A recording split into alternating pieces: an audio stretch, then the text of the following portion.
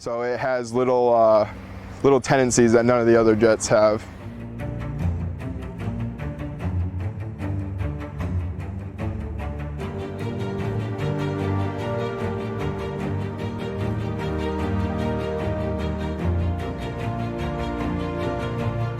Because we're able to see all the hard work we put in with loading.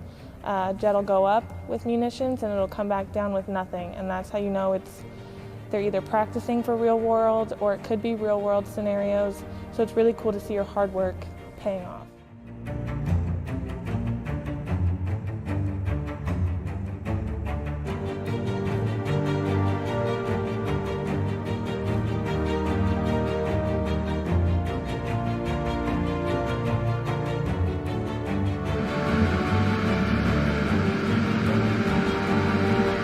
The main goal in maintenance is to give quality aircraft to aircrew at all times.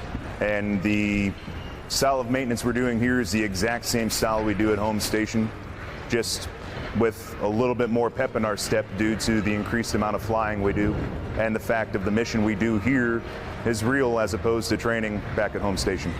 It's basically the other side to the coin of ops. Without maintenance, there is no ops, and without ops, there is no maintenance.